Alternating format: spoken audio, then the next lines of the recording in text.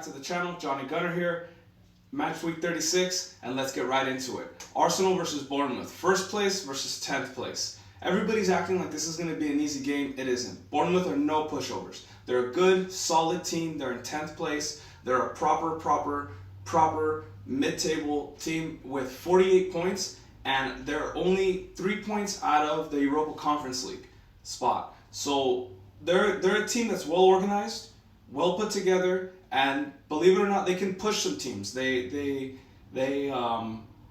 aside from Arsenal and Manchester City, in the last 10 games, no other two teams have taken more points in the last 10 games other than AFC Bournemouth.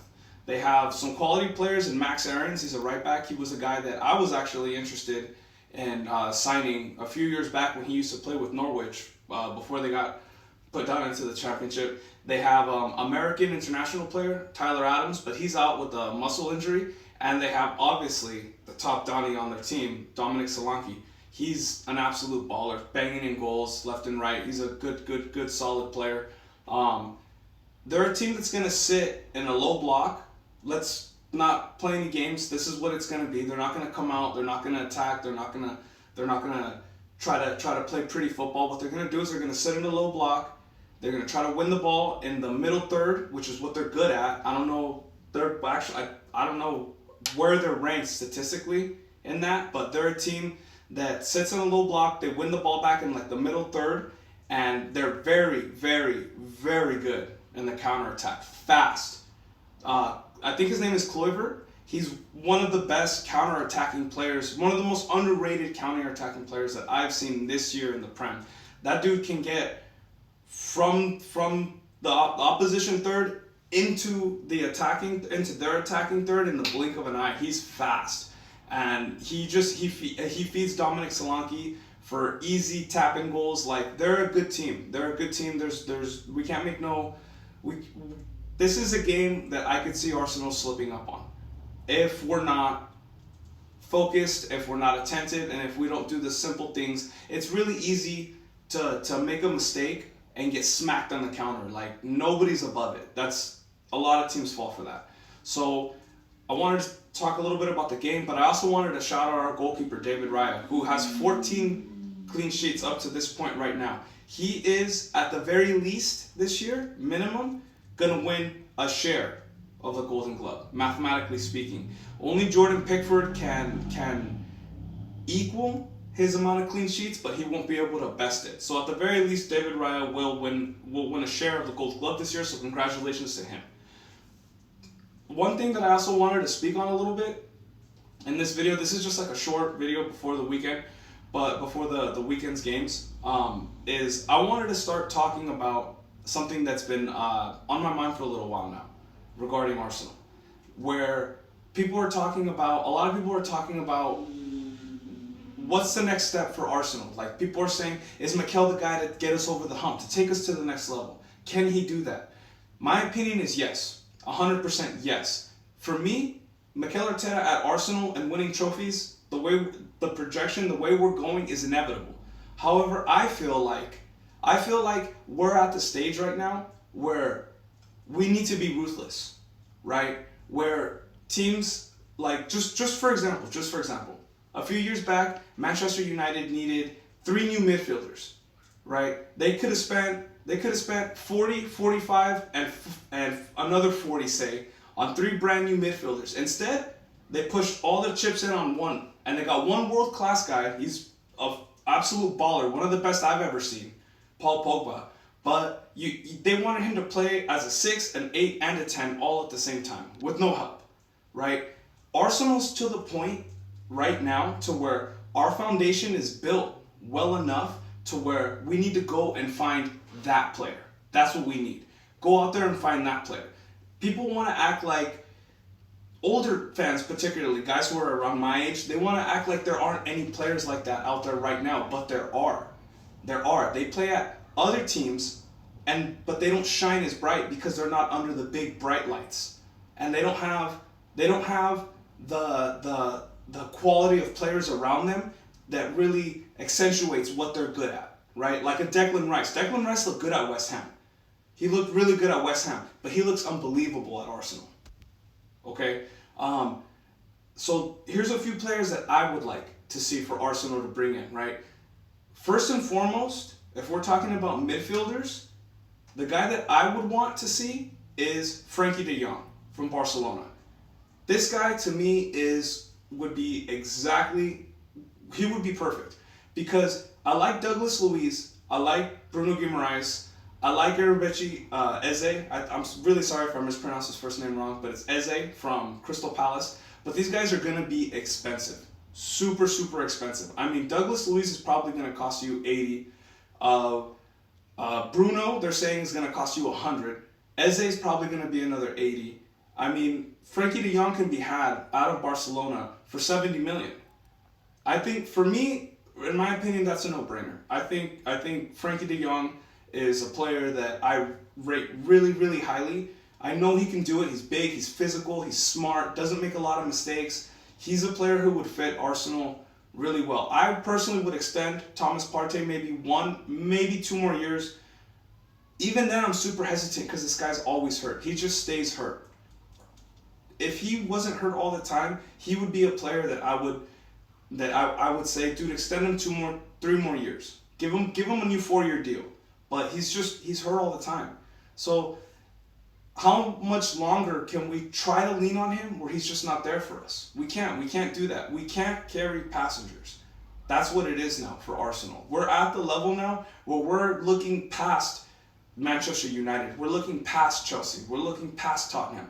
Our only real rivals right now in the Premier League are City, 115 FC, and Liverpool. Pretty much that's it, because Manchester United, realistically speaking, needs 11 to 13 brand new players. There are 3 players on that team who are fit to wear that badge. Chelsea Football Club are an absolute mess. I mean, I'm talking a real mess. This is a club that makes Moises Caicedo look average, that makes Enzo Fernandez look bad, that makes Raheem Sterling look awful. Nicholas Jackson, I think, is just not very good. In general, I don't rate that guy at all. He couldn't finish his dinner. Like, that dude, you could leave it on a plate for him, and he would leave you on red. Like, he's whack. But anyways, so those are players that I would like to see come in. Now, another thing that I need to address is people are talking about a backup for Bukayo Saka. Not in my opinion. I don't think Bukayo needs a backup. I think he needs real competition. I think he needs somebody who's gonna push him, who's gonna, when Bukayo has 2 or 3 bad games, he's gonna start on the bench. He's starting the next game on the bench. Who are those players? Who can do that? I think a player like Michael Olise from Crystal Palace could do it. I think Pedro Neto could do it. I think that Gabriel Jesus could play there, right? If Kai's playing in the 9 all the time and we bring in another striker. There's a lot of rumors and a lot of talk going around that Gabriel Jesus is for sale. I personally wouldn't do it. No way. He's a player who is not past his best. He is not past his prime. He is not on a downward trajectory. He's a player who was balling out of his mind for 6 months. He was playing he was unplayable until he went to the World Cup and got hurt for Brazil. And then tore up his knee, messed it up. They messed up the surgery. Didn't recover properly, came back, got hurt. He's still obviously not at 100%. There's rumors saying that he's going to need another surgery in the summer. I think that you don't give up on a player like Gabriel Jesus. He's way too talented, way too skilled. I think that he's a player who could play striker. I think he's a player that could come in and back up Bukayo Saka, maybe even displace him if Bukayo has a run of poor form. Now, that being said, who are the guys that I would see leaving? Who could I see leaving?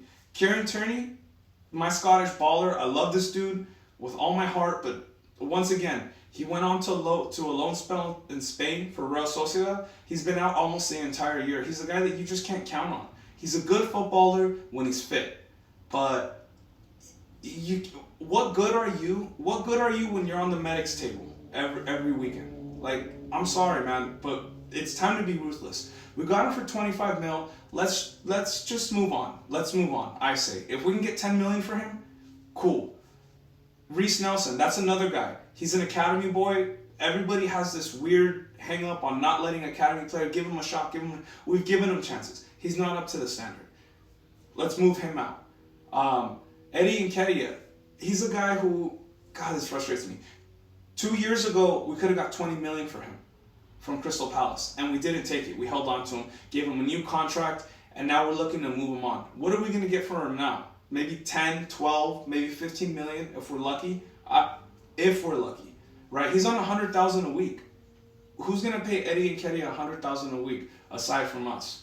You know. All right, guys, technical difficulties. That's what I get for sleeping with my producer. Sorry, babe. But anyways, as I was talking, I would move on Eddie Nketiah. Aaron Ramsdale, for sure, is a player that I'm going to move on. We got him for 22.5. I would say he's worth at least 30 to 35. I think we could sell him to a team like Chelsea Football Club or there's a market for a player like Aaron Ramsdale. Now here's one that I'm so torn on this because okay, so Fabio Vieira, we bought him for 30, and if we move him on, we're for sure gonna take a loss on it, right? But in my mind, it's either Vieira goes or Emile Smith-Rowe goes. And I personally would not move Emile Smith-Rowe. He's a player who he can make it. He 100% can do it. I think that he could be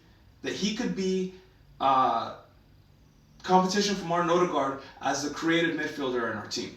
100%. Like 150 million %. He can. Emile Smith-Rowe is a player who's, when he's fit and he's in form, there are few midfielders in England who can do what he does. He is an absolute baller, and he understands. He can take direction. The thing is that he's had a lot of injuries. When he did get injured, he wasn't exactly as professional as he should have been. He gained a little bit of weight. He kind of fell out of favor with Mikel because of that. Discipline is a big part of being a professional footballer, and Emile hasn't always been. I don't want to say he's been unprofessional, but he hasn't always recovered the right way, if I could say that. I really don't want to disrespect him because I rate him really, really highly. I have a lot of time for Emile Smith-Rowe. He's two-footed. He's a great, great, great footballer. I love the guy. Absolutely love him. And he's Arsenal through and through. But Fabio Vieira is one that I think we might have to just take a loss on. Another thing that I wanted to talk about is The Athletic.